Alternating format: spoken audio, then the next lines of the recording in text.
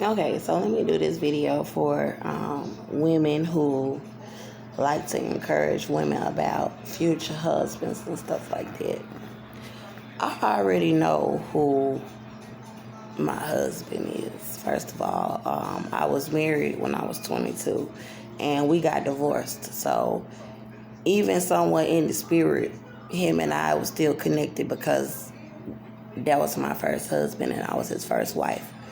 When they tried to murder me in that jail, my husband's spirit came. And my husband's spirit went inside of the apartment where me and Austin was, because I ended up moving in with my baby daddy, Austin, the month that my divorce was final from Christopher. And Christopher filed for the divorce. He wanted the divorce. He wanted to do it his way, but the divorce was final by the time I moved in with my baby daddy in December 2015 in an apartment, little studio apartment. And so when they had me in this jail cell trying to murder me before this trial, my husband's spirit came. He was like one of the last spirits to come. Even though my husband probably wouldn't even take up for me today, he's my ex-husband, but he probably wouldn't take up for me. He probably would be like, oh, that's what you get. When they was back there trying to murder me, his spirit came. And he went into the apartment, my 2-bedroom apartment where me and my son was. And he was showing them trying to fix all the holes in my apartment. And he looked at it like, what is they trying to hide? And it was like God just showing like that people knew that he was kicking holes all up in the walls. And they went into my apartment trying to hurry up and fix the damages because I was trying to bond out and get pictures of my residence to show just how violent my baby daddy is. And they ran to go fix the holes and stuff for the landlord.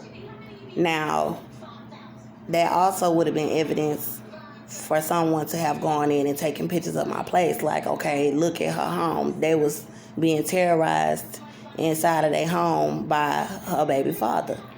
But they wanted to cover that up too.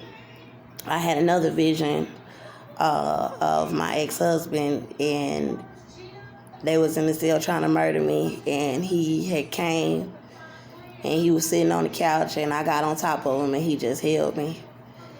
And no matter what people say about wicked men and what men do in the spirit, God had brought him to me, and he was holding me.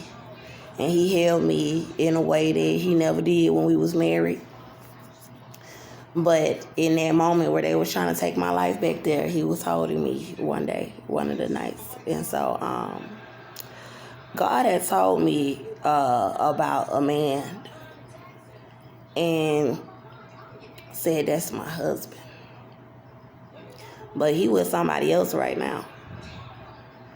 And I don't even want nobody, honestly, because God had already told me that I can have boyfriends. He told me how many boyfriends I can have. He told me that I could sleep with who I choose, but that he don't want me allowing men to live in my home. So wherever I have my own personal residence again, I'm not allowed to have men live in my home. I'm not allowed to have them in my home like that. Now, he said my baby daddy cannot have my address. But as far as other men that I date, God said no men in the house. He called it his house. And he said no men in his house because of the things that's been happening to the children inside of the homes. So I'm in agreement with God, praying to get me a new place. And I don't want no man in my house. As far as my love life, he told me who I'm allowed to have sex with, and how many boyfriends I can have being by myself, because it's different when you a single woman. You might have to have you plan A, B, C, and D. You know what I'm saying? if you want to be able to have something that's ongoing. But as far as like who my future husband is, I already know who he is. I already know who he is. And he not living right. He faking the funk just like everybody else doing out there right now. And I don't know if God even ever told him, Andrea gonna be your wife one day. But he told me. I'm not gonna say his name. I'm not gonna tell who he is. Like I said, he was somebody else right now. And I gotta respect that. You know what I'm saying? But I don't believe that's gonna last because of what God told me. But I'm not gonna go try to mess up what he got going on with whoever he with right now. You know, he's honestly, I don't see him as even being someone who I would marry. Or I mean, he's handsome, but you know, I don't see him as somebody who I would actually click with. You know, based off of the type of women that he have been dating. I'm nothing like those women at all. And he's a bit of a gold digger as well. And I don't got no money. So I don't see how he can end up being my husband. But God showed it. And he said it. So, you know, as far as people like, oh, your kingdom spouse and all of this old kind of stuff, I already know who he is.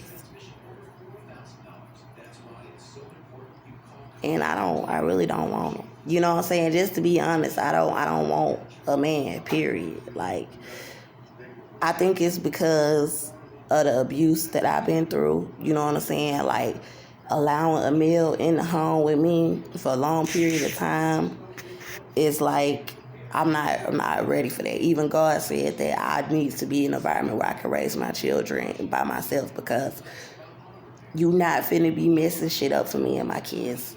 No. And God said I was going to get pregnant again after all of this is over with.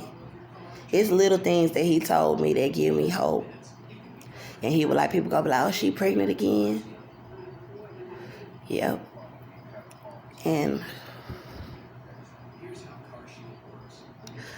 I really don't want my baby to die. I really don't. Like, I really want my little boy back in my arms.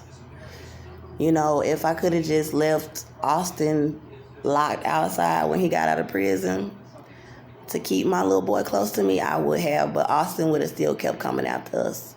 He knew where I lived.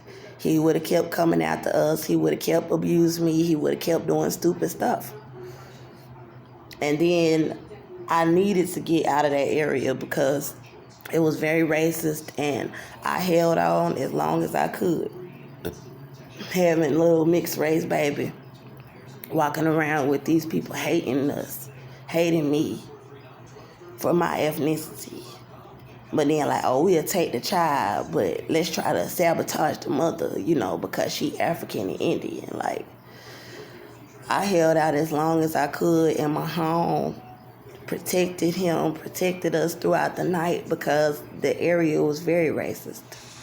And you had black people that feel like you deserve it because you laid down with a white man. So it was nowhere for me to turn to, you know, and we still lived a normal life. You know, I still took him to the park, you know, and I still went out with my child regardless of the racism. But we needed to get out that area, you know, and I'm hoping to get him away from those people who have him now because they're very racist. And his father